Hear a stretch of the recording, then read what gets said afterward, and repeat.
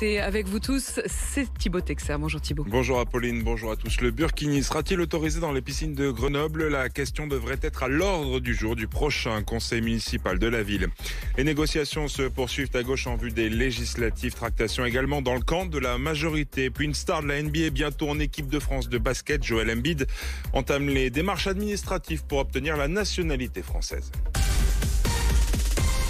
Laurent Wauquiez, président du conseil régional d'Auvergne-Rhône-Alpes, coupera toute subvention à la ville de Grenoble si le port du burkini est autorisé dans les piscines. Et oui, sans le nommer, Éric Piolle a relancé le débat sur le sujet vendredi dernier.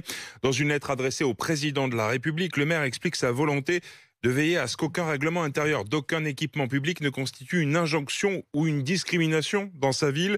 Pour certaines femmes musulmanes, l'autorisation du burkini pourrait leur permettre d'accéder plus facilement à la piscine. Reportage sur place, Vincent Chevalier, Mao Bécard-Granier. Étudiante musulmane de 20 ans, Alix le reconnaît, si le burkini était autorisé dans les piscines municipales, les femmes de sa communauté seraient plus nombreuses à s'y rendre. C'est vrai qu'elles voudraient par exemple accompagner leurs copines ou leurs enfants.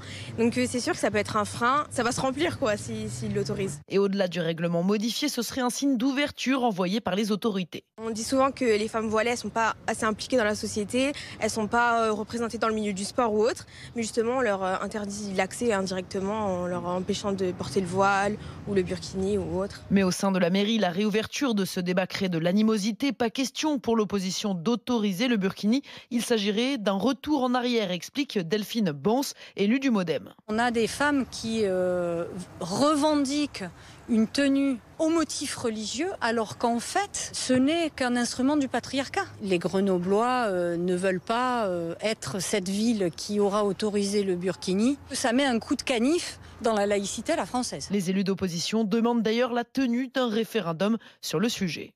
Et on en débat tous ensemble au 32-16. Faut-il, oui ou non, autoriser le port du burkini dans les piscines municipales? Vous êtes nombreux à nous appeler depuis ce matin. Plutôt contre le port du burkini. Si vous êtes pour, n'hésitez pas vous aussi à nous appeler au 32-16. Vous portez peut-être le voile ou le burkini. Venez nous expliquer pourquoi. Venez en débattre avec d'autres sur l'antenne. Prenez le pouvoir au 32-16, tous ensemble pour débattre. Après une journée de négociations hier et jusque tard dans la nuit, Insoumis et socialistes doivent se retrouver ce matin pour tenter de s'accorder sur l'union de la gauche en vue des législatives. Les discussions se poursuivent également avec le Parti communiste. Elles vont débuter également ce matin avec le nouveau parti anticapitaliste. Négociations aussi dans le camp de la majorité. Paul Barcelone, le partage des circonscriptions fait débat. Le gâteau n'est pas assez grand pour tout le monde, reconnaît un ténor de la majorité. Pourtant, chacun réclame sa part. L'allié historique, le Modem, Agir, Territoire de Progrès, tous rêvent de faire élire ou réélire leurs propres députés à l'Assemblée nationale. Tout comme, bien sûr, Horizon, le parti d'Édouard Philippe. Avec Macron, ils ne partiront pas en vacances ensemble, fait mise un conseiller. Façon de dire que le président juge que son ancien Premier ministre est un peu trop gourmand. Preuve en est, Horizon a déjà lancé des candidats aux législatives dans le Morbihan, dans les Alpes-Maritimes. À chaque fois, des maires ou des élus locaux déjà bien implantés, loin donc des profils de novices en politique choisis par La République En Marche en 2017. Mais une première vague d'investiture commune au camp d'Emmanuel Macron devrait bien être publiée cette semaine.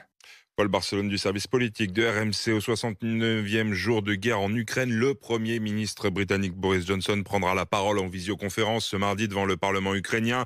Pendant ce temps, l'offensive russe poursuit à l'est. Les blessés, civils ou militaires, sont transportés à Kramatorsk, première grande ville ukrainienne face au front. Nos reporters Benoît Ballet et Hugo Dorsemen ont pu entrer dans l'un des hôpitaux de cette ville. Tamara soulève la couverture au motif fleuri qui la recouvre et dévoile un épais pansement bleu de plus de 20 cm de long. Il y a une semaine, elle a été touchée par un éclat d'obus devant sa maison. Voilà, regardez ça, mon épaule. Mon fils est encore là-bas chez nous. Je suis inquiète pour lui.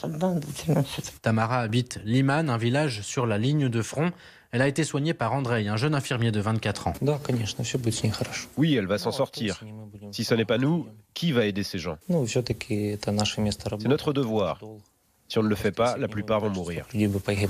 Les Russes ne sont qu'à 30 km de la ville. Arriveront-ils jusqu'à Kramatorsk? Ce scénario est envisagé, nous explique Victor Krikli, le responsable de cet hôpital.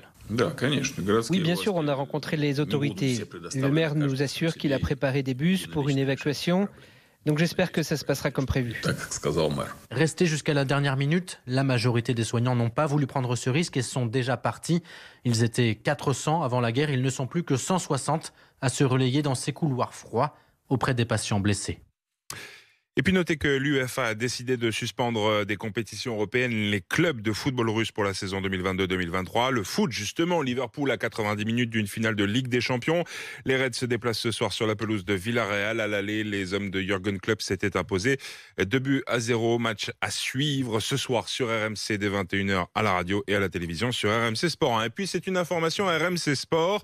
Le basketteur camerounais Joel Embiid, star de la NBA, a enclenché les démarches administratives pour obtenir la nationalité française et donc de fait jouer avec l'équipe de France. Il doit finaliser son dossier à la fin du mois de juin. Il sera en France. Ce serait donc un renfort de choix pour les Bleus en vue de Paris 2024. Licia Foudala. Oui, Joel Embiid est une star, une superstar du basket. À 28 ans, il est actuellement le meilleur marqueur de la NBA, candidat au titre de MVP, c'est-à-dire à celui de meilleur joueur de la saison. Il y a 4 ans, le Camerounais avait déjà évoqué son intérêt pour les Bleus, estimant qu'il s'agissait d'une bonne opportunité. S'il n'a jamais vécu en France, certains membres de sa famille y résident.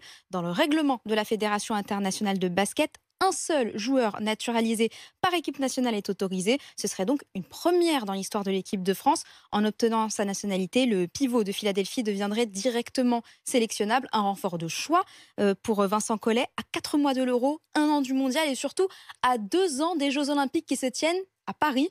Tout un symbole. Licia Foudala pour RMC et RMC Sport. Et puis les courses, c'est à Chantilly. Rendez-vous en direct sur RMC Découverte à 13h50. Le 11, la Templière est le favori de la Dream Team RMC. L'outsider, c'est l'As.